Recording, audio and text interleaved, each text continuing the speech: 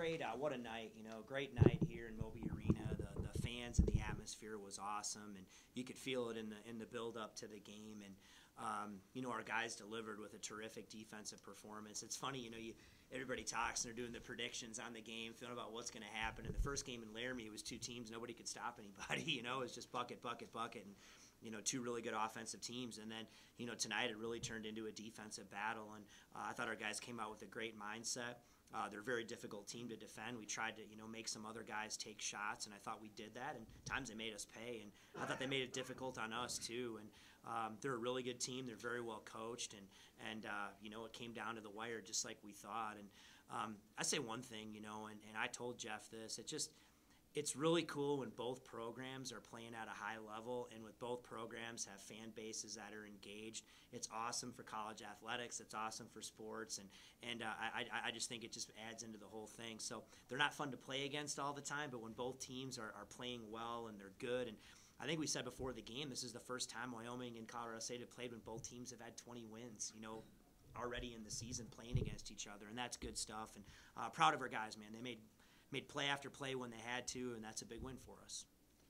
David played great from start to finish, very inspired, but you really needed somebody else to step forward. And what did you see out of Chandler in the second half that maybe you didn't see in the first? Well, I don't know. I think, clearly, they had made the decision even in first game that they were going to try to, help off him a lot, try to play for the drive.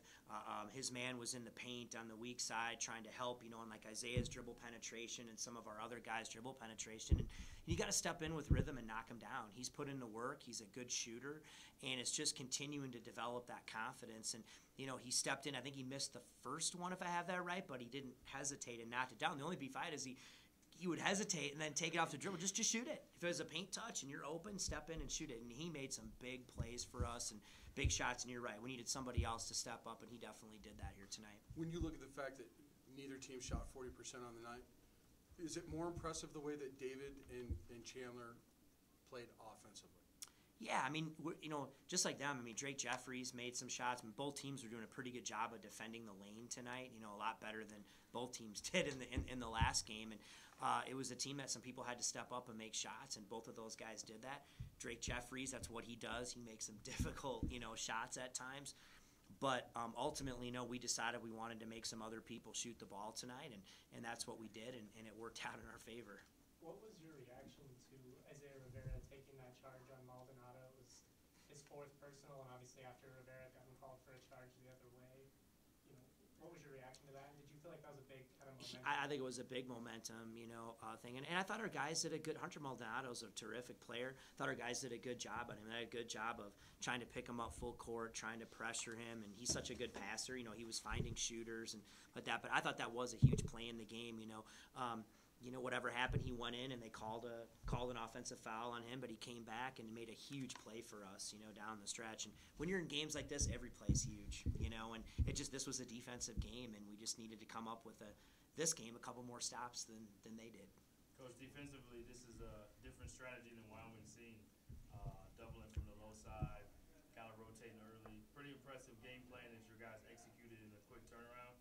Can you share with us a little bit about just how you thought they did on that? I can't share too much, right? No, I'm just kidding. No. I think our guys, we have a veteran group, Brian, and I think we knew that you have to try as best you can to keep those guys off balance. And I mean, when Graham Ike gets the ball in the paint or close to the paint, it's a bucket or a foul. And so the most we could do, I thought James Moore's was awesome again.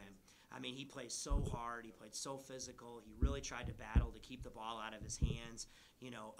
Wherever we were coming from to help, I thought he did a great job of forcing him into the help. Our guys were rotating aggressively. And, when you do that, you're going to leave some guys open, and they did make us pay. But, again, we just made the decision going into the game we were not going to let those two guys shoot shots. We were going to try to make other guys shoot shots, and tonight it worked. Neither one in double figures either. That's impressive. Yeah. When we're talking confidence, a lot of it's about scoring and that type of thing. But do you feel your team kind of gained defensive confidence as you disrupt Maldonado and Ike early on? And Yeah, I think so. Our guys knew, like, I knew they were going to be ready. Our guys knew how difficult of a team this is to defend. We were going to have to fly around for 40 minutes and do that. And so our guys just had a great mindset in practice. Staff did a great job helping prepare these guys. They took what they learned from game one up there and thought we had a really intentional, good 2 days of practice. And they came out right from the opening tip and played the way on that end of the floor they needed to. You think they used that overtime loss as motivation in coming into this one the way it ended? Or? I mean, yeah, I don't think either team needed motivation tonight. You know what I mean? It was just one of those games where it was going to be both teams playing for a lot, two really good teams. We knew the energy was awesome in here tonight. I mean, how cool was that? And so, yeah, our guys are motivated just like they were. But, yeah, I mean, they knew this was a huge game. They were going to have to be locked in and played with maximum intensity, and that's what they did. Is it hard, you were saying you wanted to make other guys shoot, is it hard to stick with that or, keep trusting it as Ducell early and Jeffrey start banging them like that? Yeah, it is, but I think we sometimes, again, you got to realize the game's played for 40 minutes, and ultimately, you do what you can, you watch it, you see what you think work and doesn't, and we were committed to that game plan tonight.